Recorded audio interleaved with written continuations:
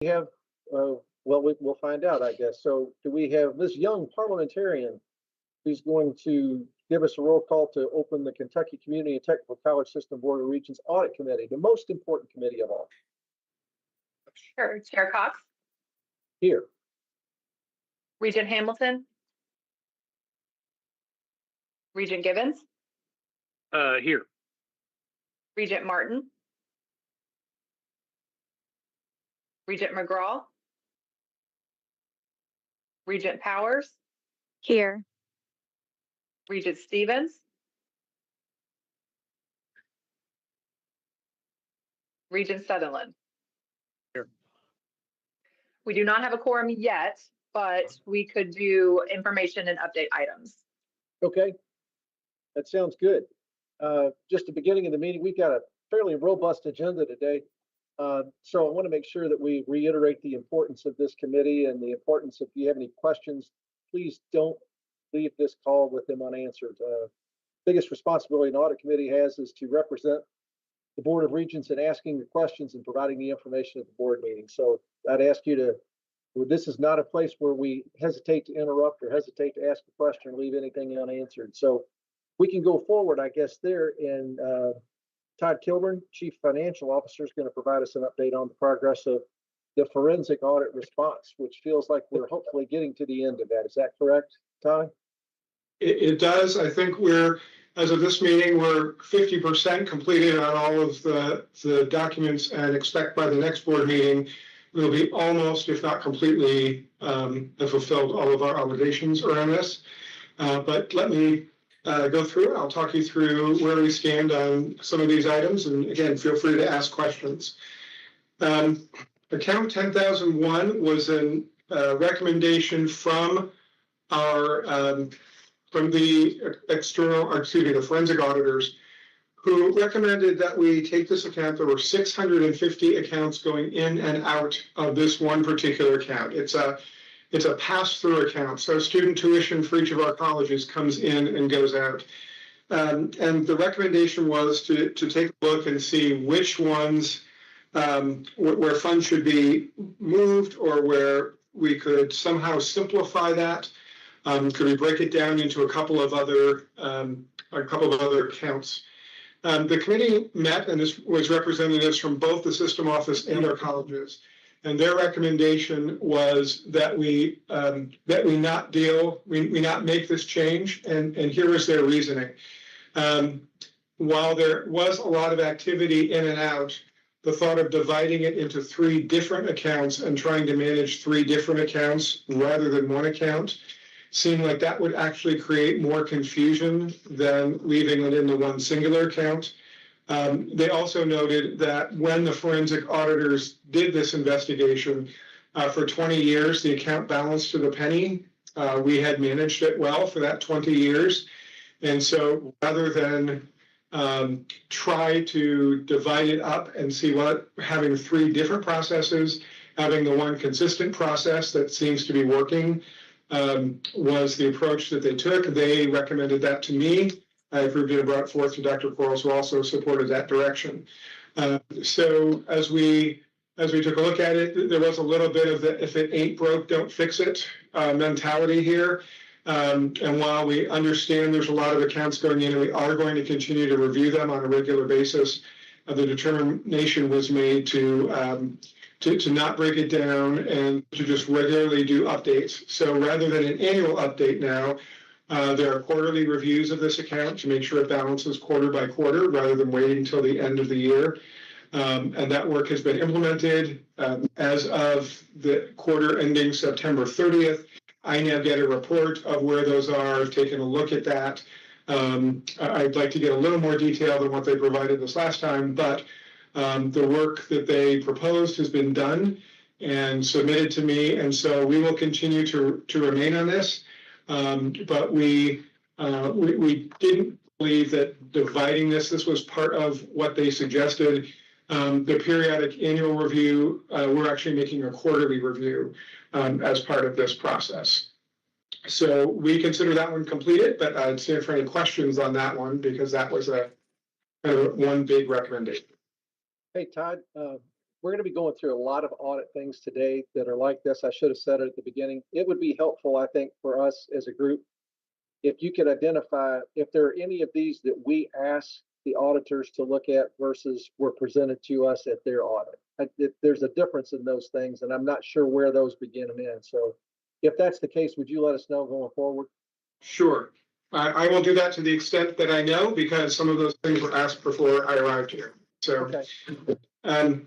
The next one was around affiliated foundations. Megan Stith couldn't be with us today, but the primary updates from this are actually on the next slide, Shannon. There's a graph Shannon has been working through. If you remember when we started this process, a lot of these items were in red because they were in the process of being updated. You'll see that most of them now are in green. Anything that's in blue is in progress. And so we are working on some of those policies. They are continuing to be developed. Some of the colleges are going through their annual audit of things right at the moment, but some of them are in the middle of, this is the first time they've done it, and they're in progress. The other things that you'll see in green are things that have been completed and have been addressed. So this is in good shape. We anticipate that all of these will be completed by the time of the March board meeting. The next item was executive compensation. I think that was one that was asked to be looked at here. And it had to do with executive compensation procedures and pay bands, and et cetera. There is work being done on market salary scales as part of the compensation strategy.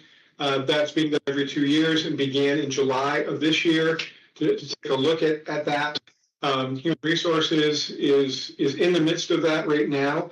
They are in the process of some proposed policy updates around this, and so and they're also developing procedures as to how to do that.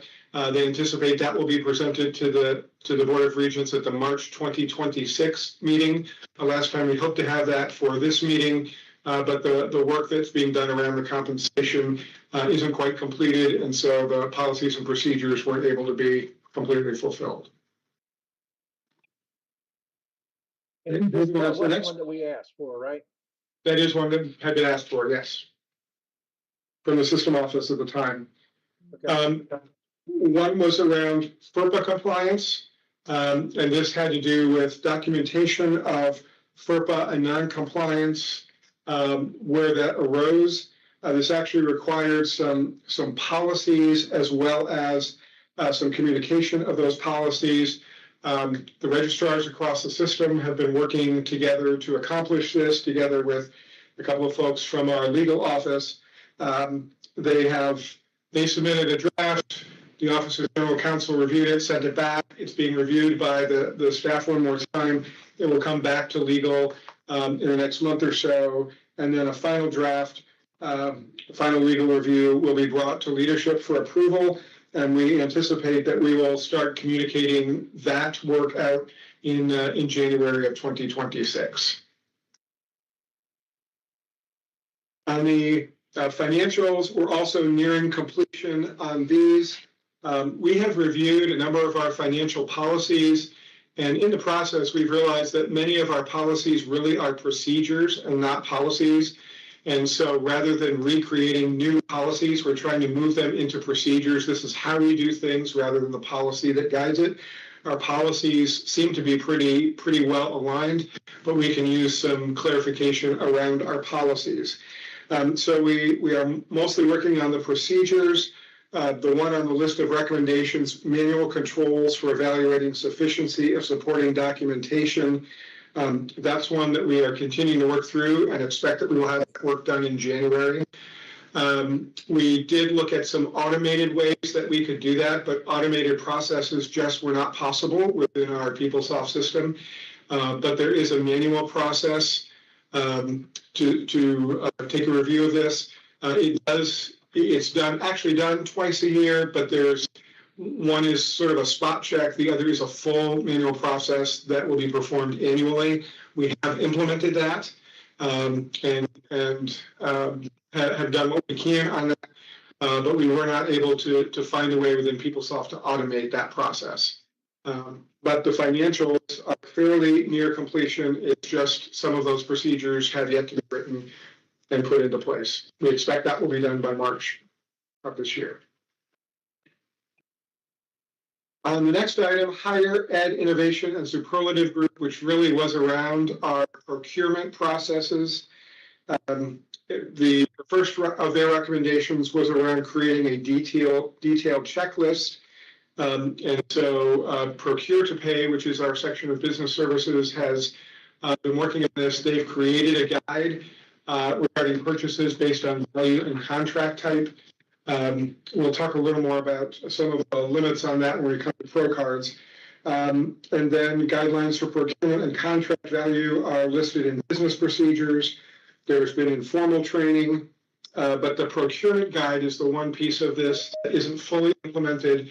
We estimate that will be completed in spring of 26. But the processes and the guides for what needs to happen, the content has been created. It's just a matter of putting it into the procurement guide as we move forward. So this one is completed and along its way.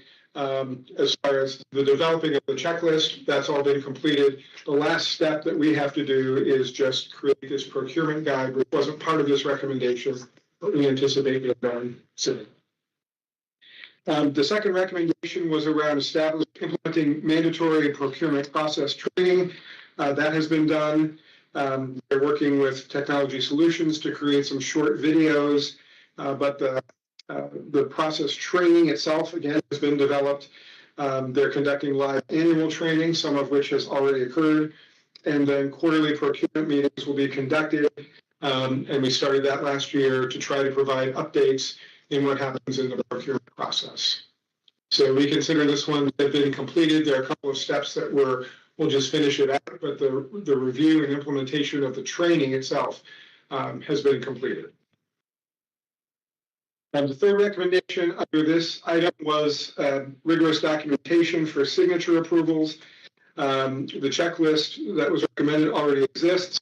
We use Adobe Sign for these things. This was actually completed as of the last time we met. And so while they said they wanted the auditors recommended a more rigorous documentation process for signature approvals, that's already completed using Adobe Sign. Excuse me, Chairman Hamilton is now joined, so parliamentarian, can you just check here so we can have quorum, please? Yes, we have quorum now. Thank you so much. Market NPR, that one has actually been completed since last March, so I won't go into detail on that because that's been done for some time. On the personnel and unit investigation, this involved updating policies to address certain gaps, taking a look at health insurance providers. This was really around the OPEB trust, and that has been completed and done. The implementation of a formal review of pay by demographics. There was a compensation platform that was established. That compensation platform is now up and running, and there is a review of that going on. They're in the midst of that analysis in this particular year. And then credential verification already does exist within KCTCS policy. And part of our Dean Dorton work this year is to take a look at our onboarding review and best practices to make sure that we conclude these within that process. Again, that item is done. It is completed. We're just working on, is there some better way we can implement it within our onboarding process? But that item has been completed. On pro cards, there was consider adding a flag into the PeopleSoft system requiring budgetary supervisor approval. PeopleSoft did not have the capacity for this change. We have, however, as I think we mentioned last time, we have more documentation at the colleges. We have people signing out documents. That information has gone out across the system. They've discussed proposed changes. Last time at our meeting, we talked about this. We talked about what was considered to be a large transaction. And we've actually pulled that language out of our response because what is considered a large transaction may depend on the pro card user.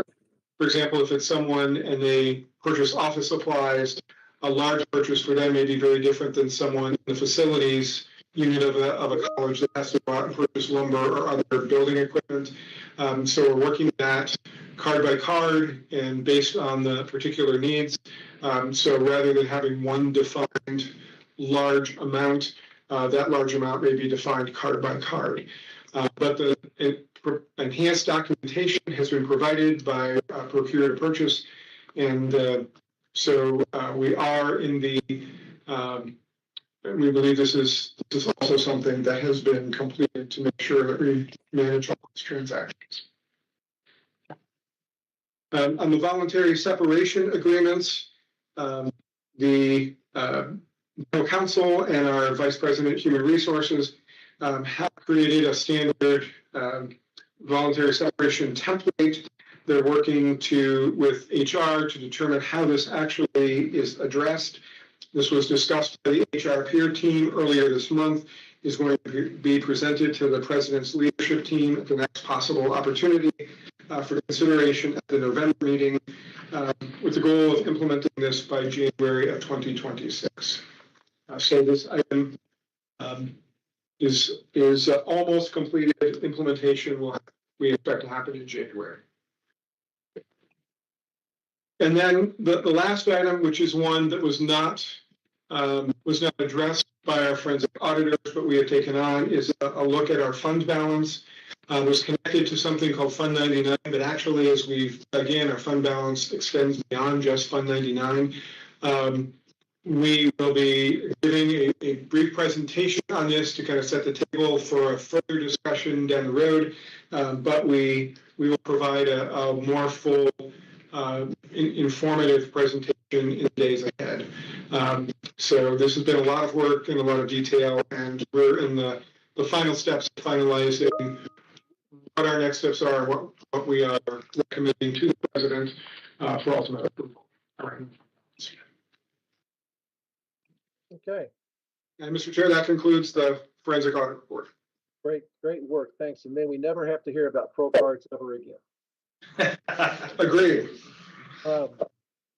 If we could, Chelsea, can we go back and approve the meetings and do a roll call on that? So we need to approve the meetings from our last meeting, which was August 28th, 2025. Are there any corrections to the meeting minutes? If not, may I have a motion to approve? Second? Second. Thank you. Chelsea? Who was the motion on that? Keith Hamilton on the second. And who made the motion?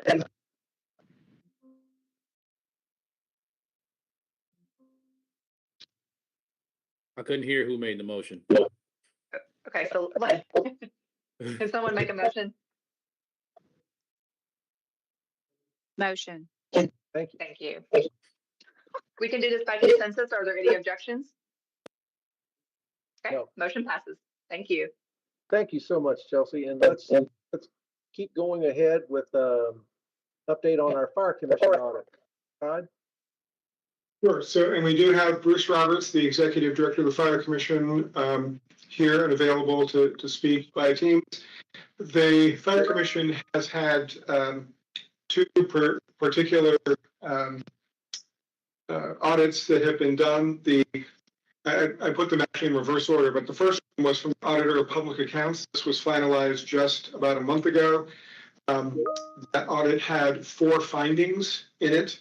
It related to, it went back several years to internal controls to ensure compliance with statutes, and there were not written procedures for grant awards. So the Commission would propose grants and give awards without documentation as to why. Secondly, the Commission policies do not address conflict of interest, and that had to do with people who worked at the Fire Commission who might also be tied to a local fire department. And so the policies do not address that. Third, the Commission did not adhere to applicable KCTCS human resource management policies and procedures. There's been work that's been going on that in the last couple of months prior to this audit. And then the commission should ensure expenditures comply with policies outlined by KCTCS. And I think I just saw something pop up. Are you having trouble hearing us here in the office? I'm getting a lot of breaking up.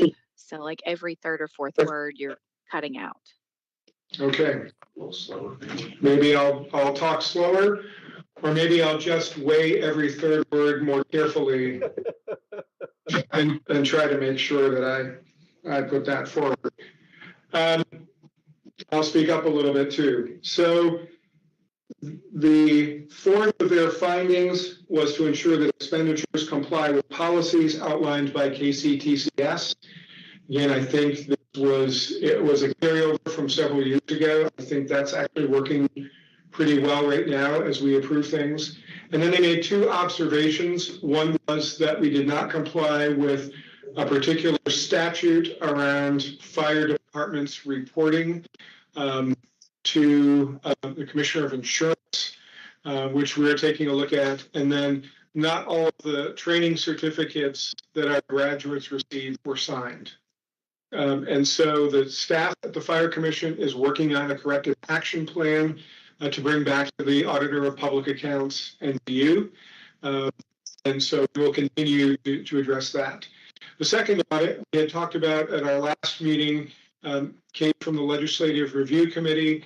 The first was around promulgating some regulations to establish the training hour requirements for firefighters based on the standards of the Basic 1 and Basic 2 certifications. The training guidelines had changed, but the regulations had not.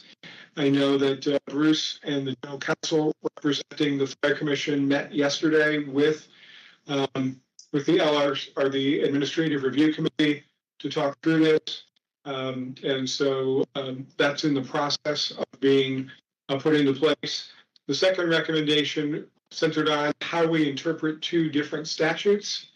The auditors themselves from the LLC came in. There were two places where a 5% limit for administrative costs for KCTCS were established.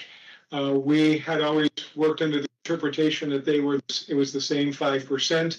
The auditors interpreted one as 5% of the other 5%. And so we've asked for clarification from the LRC, and it now rests with them for resolution. We have raised the question and said, in order to comply with this, we just want to make sure we understand what the expectation is. And so those are the two audits. You have copies of those in your committee materials. But if you have any questions, we'd be happy to answer questions. Again, Bruce is on the call, who can talk through some of this as well. If you don't mind, Mr. Chairman, I just want to commit the Fire Commission to vote to start this audit. They knew that they wanted an extra set of eyes.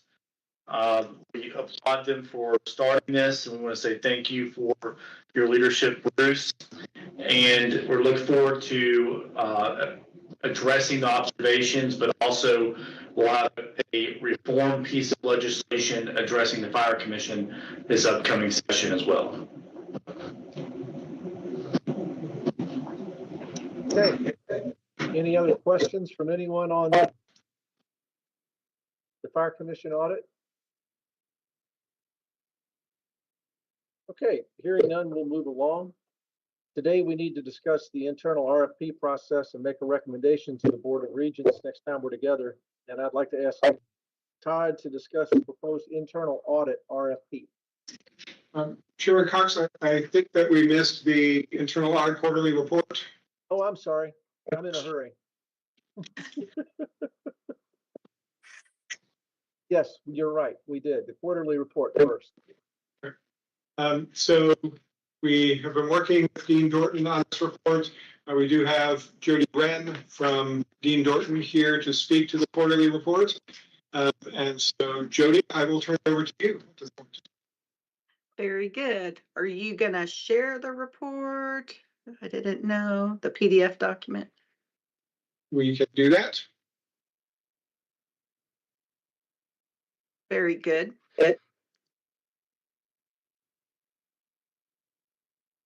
So what we've put together is a report similar to what you have been seeing in the past, and it's a summary of the activities that we have performed since the beginning of the fiscal year.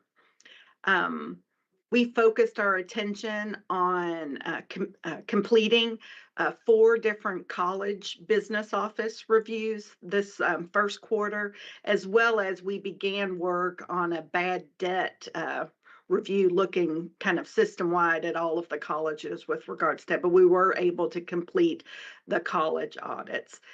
With regards to information technology, Kevin Cornwell just wanted me to share, they weren't able to complete any reviews in that area, but have reallocated those projects into the second and third quarters of this year, and we'll definitely have some work in that area to report in the next report out. Overall, we were really pleased with our results. You will see as we go through the summary, I believe we only had one moderate observation that we identified in the 4 college audits. And what I can tell you is since we began working with KCTCS in this capacity, we have seen really great improvement. And even with turnover that has occurred in the college, business office levels, I do believe you're seeing strength in some of the policies and procedures to help create that roadmap for subsequent people in those positions to keep the activities that are necessary to be performed, completed. So we were really pleased with that. If we could move on. This just gives you just a high level summary. Again, anytime we Yeah, I'm coming. Yes. Oh, anytime we identify an item, we look at it through a lens of risk. So is it a high, moderate, or low risk?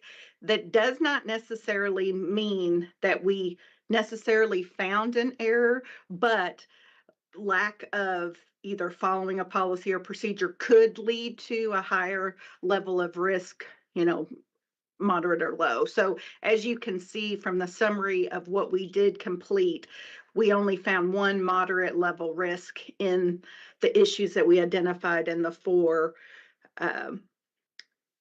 college audits of business offices that we performed.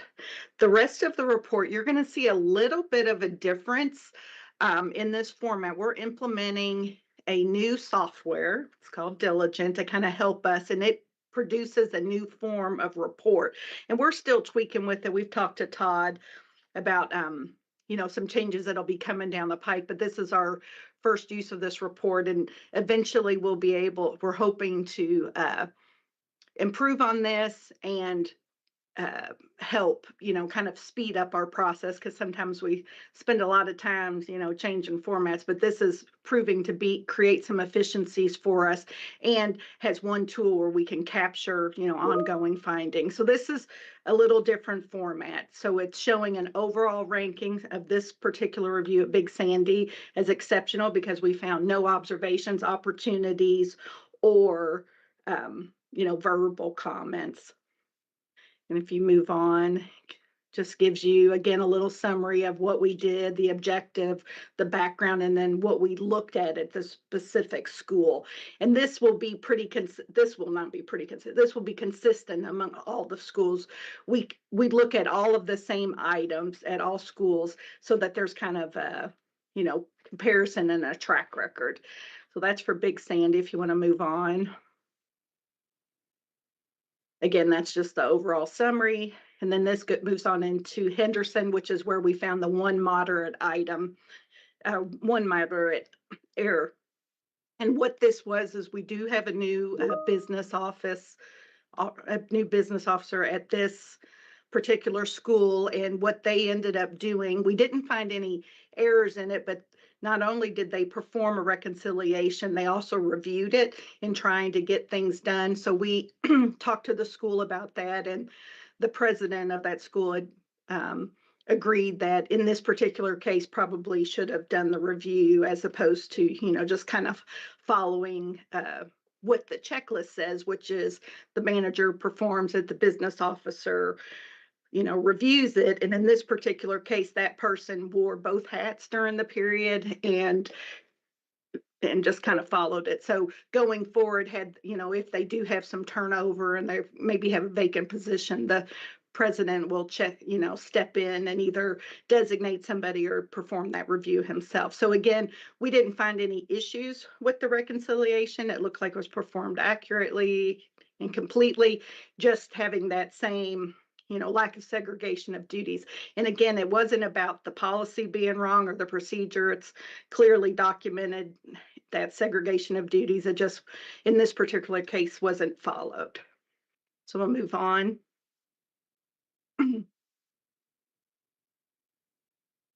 Again, just because there is a potential risk, it received a sufficient rating.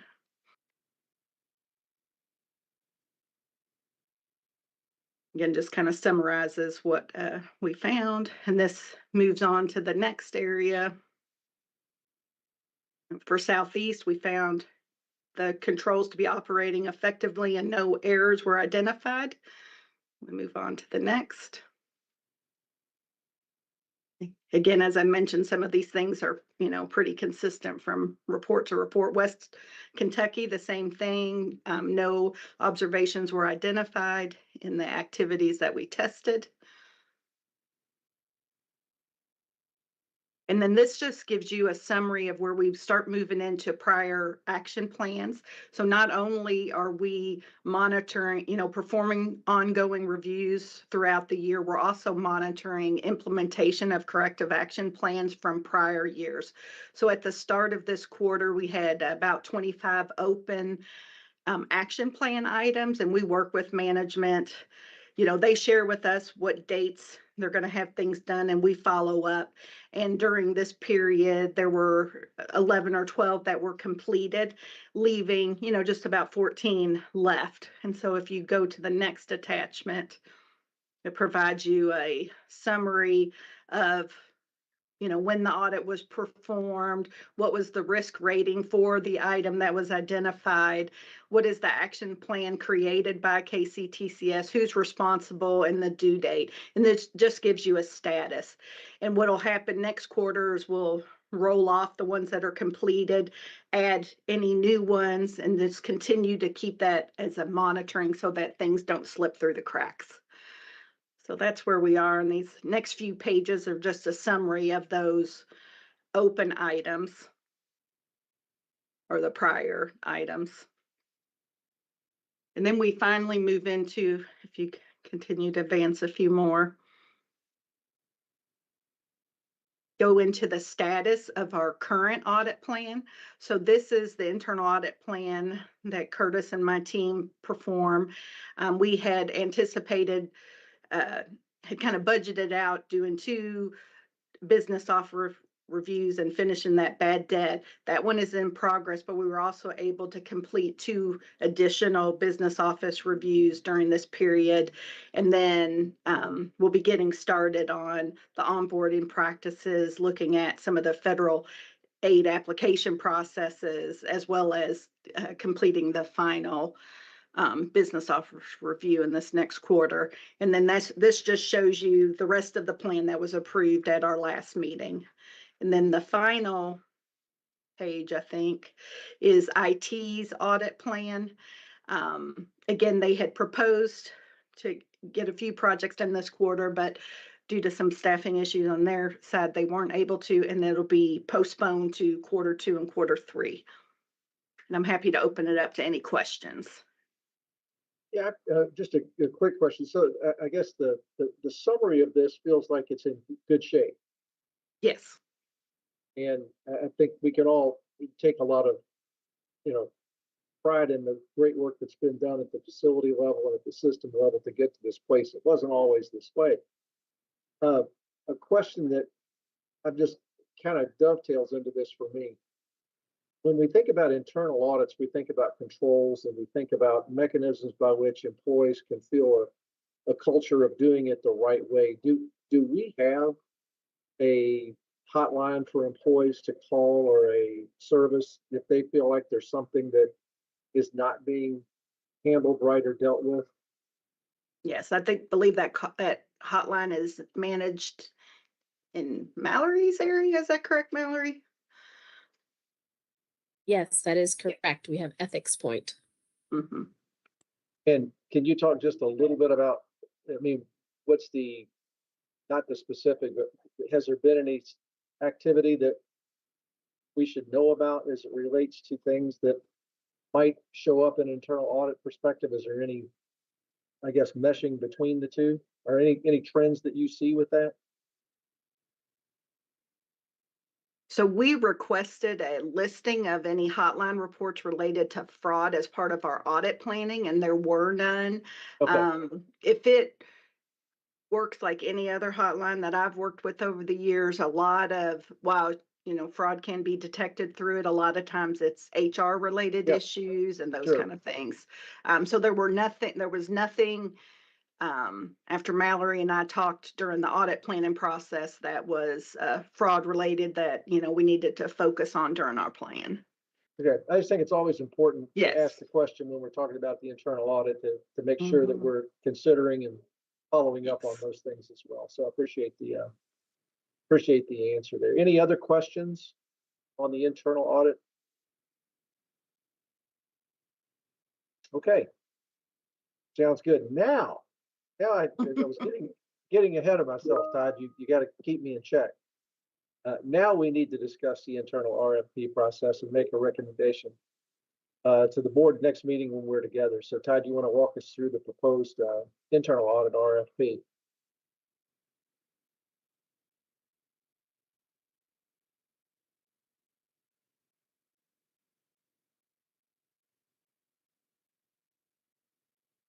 So I think you may have muted the conference room. And Chair Cox, we did Good. lose quorum. So we can talk about this, but until someone else joins, we won't be able to take a vote. Oh, okay. Okay. See, that's why I was trying to get this done. See, that's what it was. The Chair, I'm universe- trying to work on getting another member to join. The universe was telling us to get that done while we had a quorum, but that's okay. Go ahead, Todd. Yeah, see, I interrupted the process. I'm sorry about that, Chair. I fought the universe and lost. So on the internal audit RFP, which we're going out, we've tried to find the balance between understanding that the auditors, both external and internal, report to the board and how to manage the process of an RFP, consistent with state law and consistent with our own policies. And so the last time we went out for an RFP for internal audit services, the entire audit committee served as the RFP committee. To do that requires that every member of the audit committee be involved and be at every minute of every meeting, according to the way statute works. And so we had thought about, could we put a committee together that brings a couple of recommendations to the audit committee and ultimately to the board. That isn't allowable under statute because the committee has to be the final determiner of that. So we put together a proposal to work from. If you have suggestions or want us to go another direction, we can do that. I do have Dick Decker, who handles our procurement and is our statute expert on these kinds of topics. But here's what we are proposing. We're proposing that we establish an RFP committee comprised of 7 people, that there would be 3 individuals from the system office, 3 individuals from the colleges, and 1 representative from the audit committee, who would each be part of the formal committee. However, we can ask audit committee members to serve, step 2, as technical advisors, which would allow you to be part of the process, to give input, to give advice, to review the RFPs to the extent that you choose, to the committee that would evaluate the RFP, and it would give full transparency to the entire audit committee, allow for input from you, but the RFP committee would be the group that ultimately makes the determination. And then in accordance with procurement law, then the RFP committee would award the contract. And the selection will be announced to the Board of Regents no later than the June meeting, hopefully sooner than that, so we can be up and running by July 1st. And so we've tried to find a way to walk that area where we're both sensitive to the audit committee's input and recognizing that the auditors report to them. At the same time, try not to make it so onerous on every member of the audit committee that if we had 10 proposals and we had to meet with all of them, we have the audit committee involved in every minute of every one of those meetings. So we bring this forward to you as a recommendation of the process. But I would turn it over to you, Chair Cox, for further discussion. Yeah, I appreciate this. I think this is well thought out. And it does need some discussion. What we're asking for is the approval of a process here for how we go forward. And a couple questions, and I'd welcome any questions from anybody else on the committee. I think this is really well thought out. My advice would be when we talk about the committee having 3 individuals from the system office, I'm all for that. 3 individuals representing the colleges. I would recommend that those 3, if we could not just assume that they're going to be facility presidents, that's okay if one is maybe, but that we also look at it involving different levels of the colleges and those other 2. That if that's untenable, Mr. President, I'd be interested in your thoughts on that. But I think anytime you can involve others in this sort of process, it lends a transparency to it, and it lends a different lens. So that would be one question. I'd like to think that we could, be a little bit more diverse than just having presidents serve on it. I love the idea of the whole committee serving as a technical advisor and being able to involve at that point. So that would be my questions and feedback, and I'll turn it over to anybody else who has questions and what your all's thoughts are on those 3 from the colleges would look like for you all. Yeah, Chair, point well taken, and that's the plan that's what we intend to do. That's correct.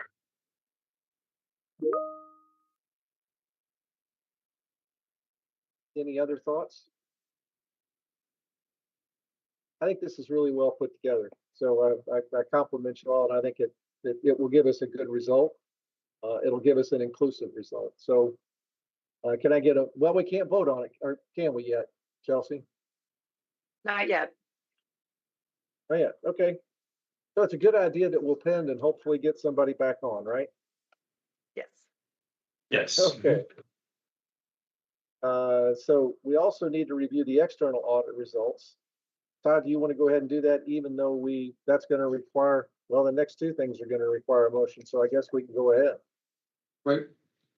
Right. So as part of our annual process, we work with Forvis Mazars, our external auditors, who have been great working with us this year. And so I'm going to turn it over to, I believe Jennifer's online, but I can't see her. So Jennifer, if you could just introduce yourself and talk through the external audit report, and we'll have your PowerPoint available.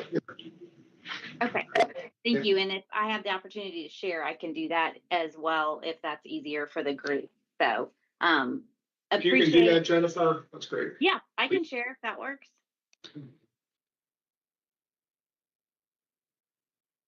Let me know if you can see my screen. We can, yes. Thank you all. Well, again, appreciate the opportunity to be here. As Todd mentioned, I am Jennifer Williams, a partner with Forvis Mazars that helps serve the KCTCS external audit team. And I have Kimberly Taylor with me as well, who is the senior manager on the account. So we are just going to go over some high-level audit results and the required communication for you today.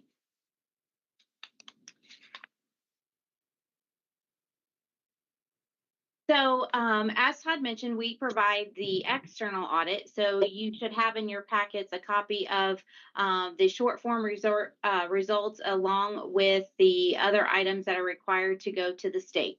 So we did accomplish the audit plan and the timeline. We did have, management did ask for a 1-month extension to extend to the state. Generally, that is due to the state on October 3rd. However, with turnover at the system, along with a new standard, GASB 101, which I'll touch upon, the request was made to the state for an extension. And so the state had approved that extension and approved that through October 31st. So we were able to provide that timely still to the state under their requirement. I wanted to let you know that we received great client assistance and responsiveness from the team there as we worked through the audit process. We did issue an unmodified or clean opinion on the financial statements. One item you may note, if you look at the financial statements, there is an emphasis of matter in the opinion.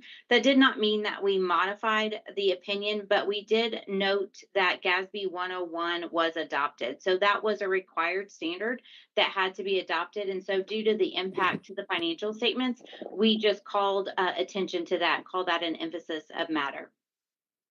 You will note that the financials are single year presentation, and that is due to the GASB 101 and how that adoption is handled. And so that adoption is restated as the beginning of the fiscal year presented. So that would be 7/1/24. And so the impact on that is roughly 10 million. And that was primarily related to the sick leave balances that had not been required to be accrued in the past. So management had gone through that process. There was a lot of detail, a lot of spreadsheets that the team had to look at that sick leave balances and what needs to be recorded. And the high level about 101 is that you have to record those that are believed to pay out or more likely than to be paid out. So the terminology changed a little bit. So that is why that is required to be in the financials now. I will highlight that you can see that on the MD&A on page 1 of the MD&A, and as well as page 14 of the statement of revenues and expenses. There's a specific line item on there that helps our reader see that in the financial statements. We had no significant deficiencies or material weaknesses in internal controls over financial reporting to note. So kudos to the team in that regard. One other item to note is that there is a single audit delay. So I think I talked with Chair Cox and the team there. The compliance supplement has not been issued. And so the compliance supplement is required to be issued before we can release your single audit report. So while your financial statements are fine, those were issued and that's what was required to be sent to the state. We are still waiting on the government to issue the compliance supplement. As you all know, with the shutdowns and everything, we do not have an update as to when that will be issued. So we have done the testing. There's about 3 major programs that we have preliminary tested in hopes that once that gets issued, we'll be able to issue that report. But that is something, unfortunately, is out of your all's control and management's controls, as we need that supplement to be able to provide anybody that's a 6/30/25 year-end audit. Any questions on that? Okay, a few financial highlights. I will just also comment that management spends a great deal of time in writing the management's discussion analysis. That's at the beginning of the audit report. And so that does help provide a lot of information about the changes in the report. So I highly encourage you to read that if you had not already, to look at that to help provide information on the financial statements. But here are just some of the highlights. The net tuition, you did see an increase there, about 1.42%. Then the net position increased as well. This is primarily driven by state appropriations, grants and contracts, and your investment return. So overall, there's not a significant increase in those items. And then the endowment investments, you did see a return on that. The market, again, was consistent and had returns over the prior year. Here are some other highlights on the statement of net position here. You'll see the cash and cash equivalents increased about 48 million. The restricted cash and cash equivalents, you would expect that to decrease as you use those for projects that you have that funding allotted for. There again, you'll see the investments, about 11 million return. You see the lease, subscription, and capital assets. That's going to fluctuate each year depending on adding property and equipment. And then you have the leases and subscription assets as well. Your total deferred outflows, that is primarily driven by your pension and OPEB obligations. So with that decrease, then you also saw a decrease in the deferred outflows. With that, that's primarily driven by assumptions and different items that you obtain from those reports for the pension and the OPEB. So overall, total assets and deferred outflows increased about 95 million there to 1.7. There's the liability section. Again, you just see these decreased, primarily the pension and OPEB, significant decrease, and that's again driven by actuarial assumptions. And then your notes payable and leases are your just normal payments that you have on that funding there. This just gives you some high-level items on the statement of revenues and expenses that are presented. So overall increases in each of the high-level categories. You still have increases in the grants and funding that you're receiving, as well as operating revenues. As operating revenues increase, again, operating expenses do have an increase as well, and with inflation costs. So that's trending very consistent with what we are seeing in the industry.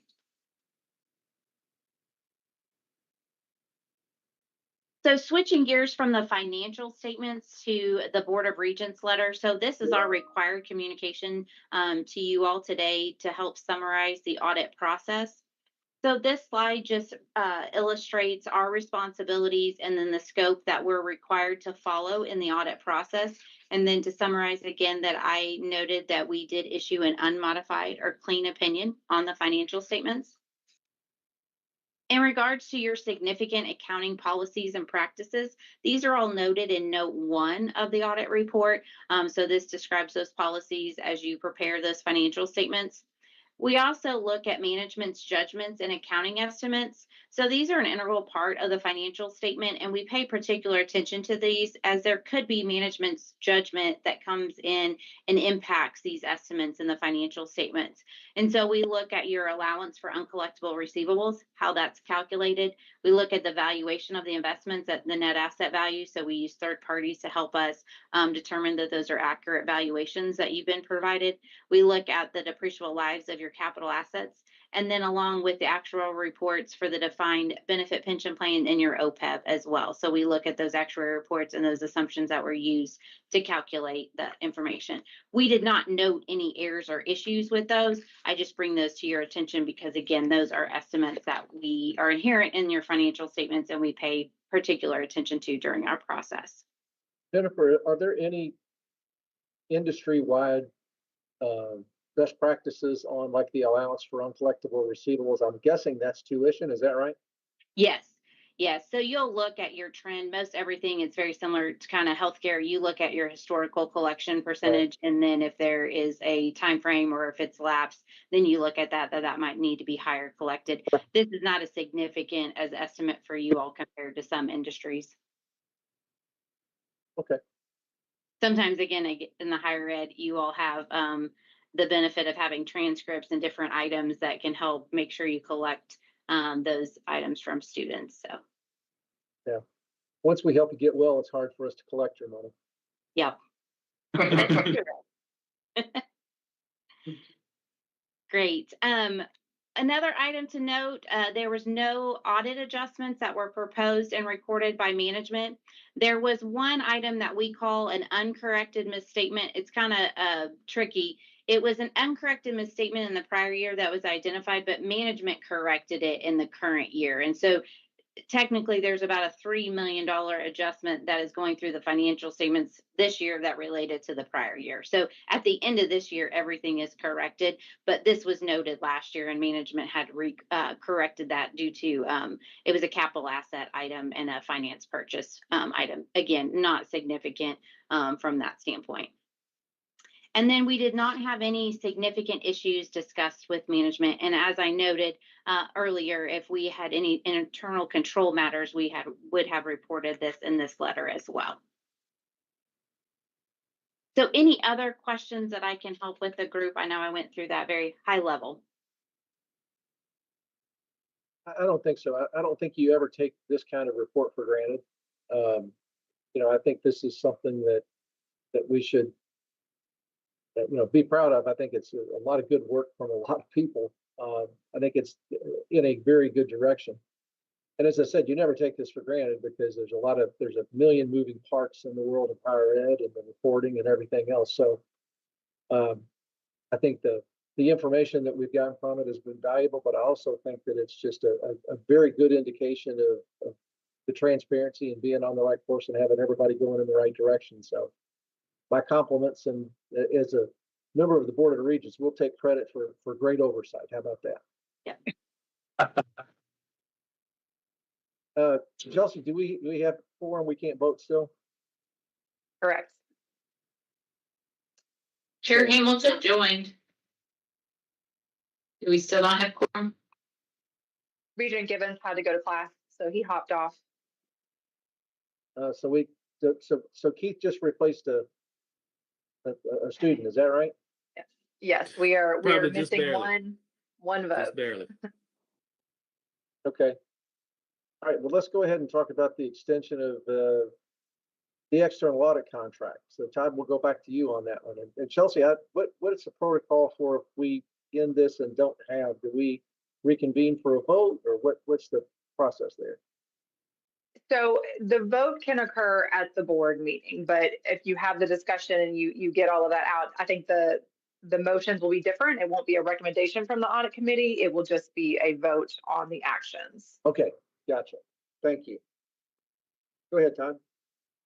And so in reviewing our current contracts, you'll see here the history. Our current contract, or it's actually a personal services contract with Forest Mazars, ends as of June 30th, 2026. We are requesting that we extend that for 1 year. We can't actually do that till later in this fiscal year, but we're asking the board's permission to do that and extend it for 1 more year, because if we are going through one, as far as internal audit is concerned, changing both auditors at one time would be a little complicated and a little waiting time-wise. So we're asking for an extension for 1 year, and then we would come back to the board to propose a process for an RFP or a personal service contract moving forward. So, and if the board should decide that you want us to do that, we would want to know that at this meeting so we can put that RFP together and implement it prior to June 30th of 2026. So we are asking the board to allow us to extend Fortis Mazars' personal service contract for 1 year. Okay, just a couple of questions for us as a group. How long has Fortis Mazars been in this role? We've been looking at about trying to do this every 5 years. It's been 4.5 years. Okay. Currently. It'll be 4.5, which is why we would think that if we extended it, should just be for 1 year and then go out for RFP next year. Okay. It makes sense in light of everything else. I think there's good logic in this. Any questions that anybody has about this? I don't think it puts us outside of the leather of reasonability to extend, an additional year, and then relook at it at that point. Okay. So we will probably then, Chelsea, have to take this to the board as you suggested. And we'll have all of these to look at with the board as that comes up. So is there any new business that the committee needs to address? Very good. So to wrap up before we adjourn, I say this every meeting. This is an important part where we say any questions that you have, please ask them now. We're entrusted with a different level of responsibility with the Board of Regents around audit, and I always like to go into these meetings saying every question that we have has been answered and every thought that we have has been shared with the auditors, with leadership as well. So again, if you have anything on your mind, don't. And while you're thinking about that, I want to reiterate that I think we're on a really good glide path to where we all wanted to be. I think that this is something that we don't pat ourselves on the back and say mission accomplished. This is just how do we even become better. as we go forward, because that's really what makes us credible, and it's really what keeps us in a very positive place in the mind's eye of all of our stakeholders. So any questions that you have before we call it adjournment? Mr. President, any comments you have before we do? Yes, again, thank you for chairing the most important committee among the regents. We appreciate that, but all joking aside, the great results you saw today are a result of a team effort of a culture of compliance that we built at KCTCS, and we'll continue to march forward. Just two pieces of good news real quick. You'll hear about it next month, but results just came in that 8 of our 16 community colleges were just recognized by Aspen as top community colleges in the country. I think that puts us near the top in the entire country with the number or percentage of colleges. All 16 are great, but 8 were looked at by Aspen, and that helps us with the donor community as well. You heard a little bit about the Fire Commission today. Well, their graduation is this Friday. The Kentucky Fire Commission Academy will be graduating a class of recruits at Friday down in Muhlenberg County. Regents, you are invited. If you want to go, just shoot me an email if you want to attend. Other than that, thank you very much. And thanks to everyone there, staff and leadership alike. These audit committee meetings are a lot more fun when we have these kinds of results. So we appreciate it. Anything else before we accept the motion for adjournment? We can't do a motion to adjourn, so you just have the power to end the meeting when you want to. How end it. about this? How about this? We are adjourned. Yeah. Have a good rest of your week. Thank you, everyone. Thank you. Thank you. Thank you. Good seeing everybody.